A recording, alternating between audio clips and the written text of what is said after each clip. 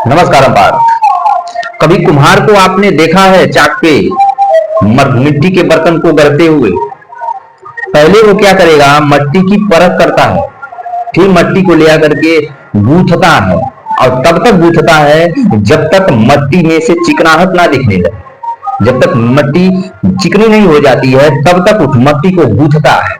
फिर उसके बाद उस मट्टी को काटता है, फिर उस मट्टी को काटने के बाद वो चाक पे चढ़ाता है, और जब वो चाक पे चढ़ाता है तो वो मट्टी जैसे चाहता है वैसे उसका रंग, उसका रूप, उसका आकार, हर चीज उसको दे देता है। अगर उसको एक दिया बनाना रहता है तो वो दिया बना देता है, अगर उसको एक घड़ा बनाना रहता है वो घड़ा बना देता है, अगर उसको एक मूर्ति बनानी होती है तो वो एक अच्छी मूर्ति भी बना देता है। मट्टी एक है और उसको आकार वो बड़े अदब से, बड़े तहजीब के साथ आप देखते हो उसको एक आकार दे दिया जाता है, और वो मट्टी कितना अच्छा रूप ले लेती है। उसके बाद वो क्या करता है, उसको आंच में, आंव में, उसको एक धीमी आंच पे पकने के लिए उसको रख देता है।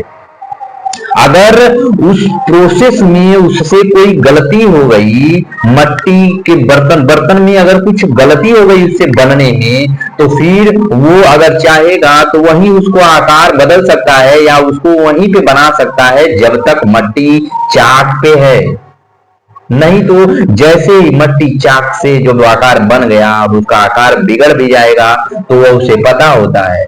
अगर वो आकार बिगड़ गया तो फिर वो उस चाक पे ही उस मट्टी के बर्तन को सुधारेगा। आकार अच्छा है या बुरा है वो वहीं परख कर लेता है। नहीं तो जैसे ही वो आंव पे रखेगा, जैसे ही वो आग में रखेगा, अब उसके बाद मट्टी जब पक जाएगी उसके बाद मट्टी का ना आकार बदल सकते हो आप, ना ही उसका स्वरूप बदल सकते हो। अब वो मट्टी जो उसका आकार हो गया है, अब वो बर्तन बन चुका है। अब वो जब आंव में पक जाएगा, जब वो जो आंच में पकेगा, जब आग में वो तप जाएगा, उसके बाद वो मट्टी सीधे क्या होगी, नष्ट होगी, उसका जीवन खत्म होगा। तब जाके वो मट्टी फिर नया रूप ले लेगी। अब उसको नया रूप नहीं दे सकते। इसमें एक बुद्धि है। हमारे पेरेंट्स को भी ऐसे ही हमारे साथ होना चाहिए। पेरेंट अपने बच्चों को सिर्फ जैसे एक कुम्हार मट्टी को पहले परख करता है, उसको एक अच्छे से लेकर अच्छे मट्टी का परख करता है, लेके आता है, पानी डालता है, उसको गूंथता है तब तक उसमें चिकनाहट ना आ जाए। फिर उसके बाद आपको भी अपने बच्चों को ऐसे ही करना चाहिए।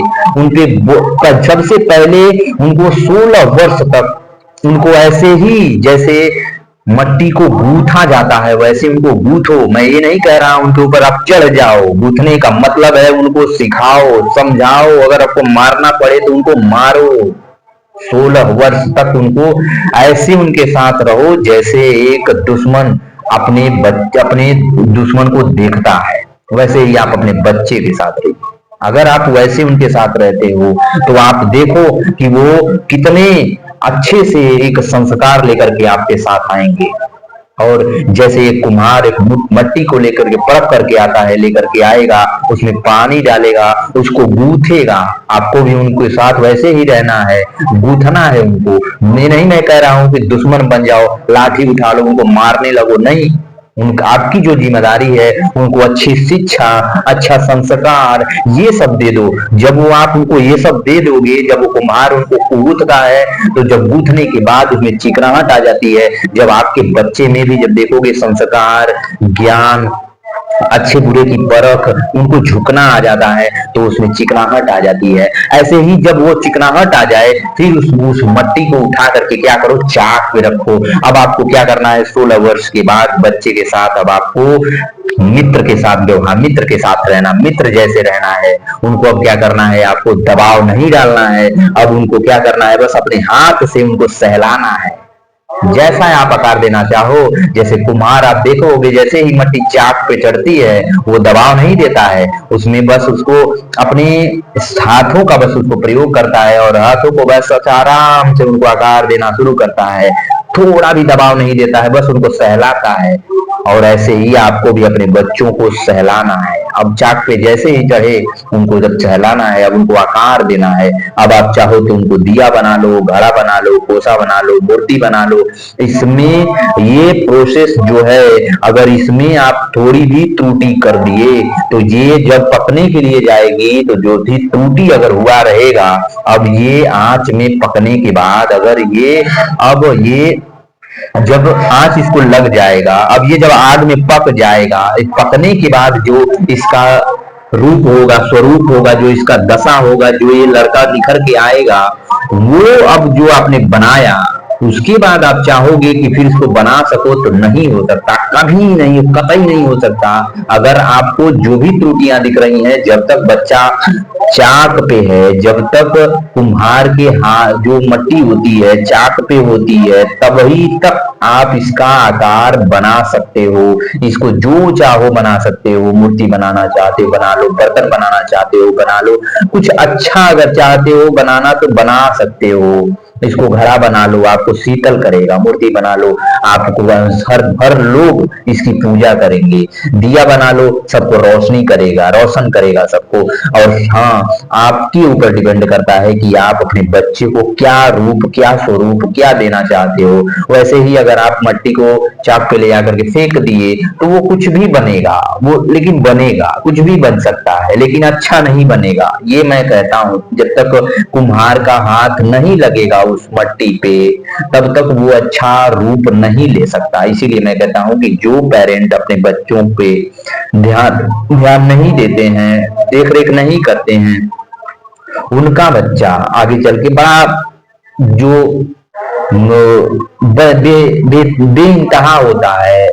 जो आप कुछ भी उसके लिए शब्द कह सकते हो, बदतमीज भी हो सकता है, बेहया भी बन सकता है, या कुछ भी बन सकता है। जो बच्चे की परवरिश अगर अच्छे से ना हो, उस कुम्हार की तरह अगर कुम्हार मट्टी को ऐसे छोड़ दे तो मट्टी लावारिश हो जाएगी, कुछ भी बन सकती है, तो नुकसान के दायक। वैसे ही पेरेंट अगर बच्चों को चाक पे चढ़ा रहे हैं तो उनको आकार दें, कुछ भी आकार दे सकते हैं। मूर्ति का आकार दे सकते हैं।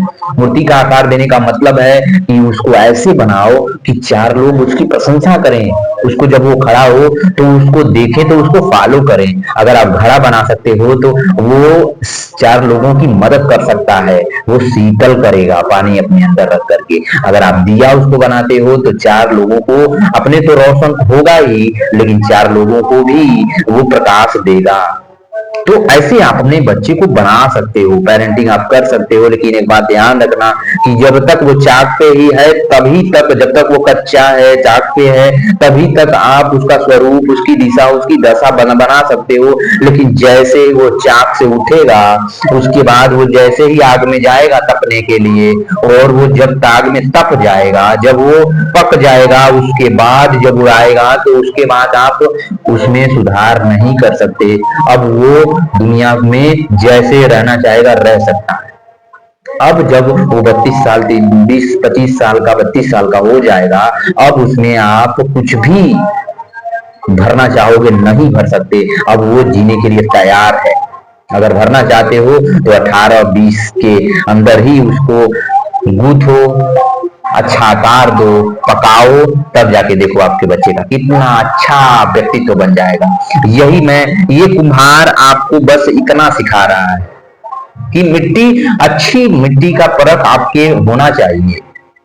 आप अच्छी मिट्टी का परख आप बना सकते हो, जैसे पेरेंट रहेंगे वैसे बच्चे रहेंगे, फिर उनको आप वो आकार दे सकते हो। और यही प्रोसेस है हमारे पेरेंटिंग का, और कुम्हार भी हमें यही सिखा रहा है। आज का टॉपिक यही था कि कुम्हार हमें पेरेंटिंग करने का तरीका सिखा रहा है, सलीका सिखा रहा है। और पेरेंट ऐसे ही होने चाहिए, बिना दबाव दिए उसको बस अपने आकार में सहला दो। एक बात मैं और कहता हूं कि जब तक बांस कच्चा है तभी तक आप उसको एक आकार उसको झुका सकते हो, और जो बांस देखते हो पक जाते हैं, कड़े हो जाते हैं, उनको झुकाने पे वो टूटेंगे जरूर लेकिन झुकेंगे नहीं। वैसे ही जब तक आपके बच्चे पके हुए नहीं है, कच्चे हैं, तो उनको झुकाओ, उनको झुकना सिखाओ, उनको वहां लेके जाओ जहां इनका व्यक्तित्व हो, इनकी परवरिश अच्छी हो सके, जहां ये समाज में अच्छा कर सके, समाज से कुछ सीख सके, कुछ कर सके, कुछ समाज को दे सके। ये ना रहे कि अब अकड़ के खड़े हैं, इनको तो कुछ आता ही नहीं, फिर उसके बाद इनको अब झुकाना चाहोगे, टूटेंगे पर झुकेंगे नहीं। ये है पेरेंटिंग करने का सबसे अच्छा तरीका। और आप बताइएगा कैसे पेरेंटिंग करने का मैंने एक तरीका सही बताया या गलत बताया। आप अपना राय जरूर दीजिएगा। अपना ध्यान रखिएगा, ख्याल रखिएगा। नमस्कार।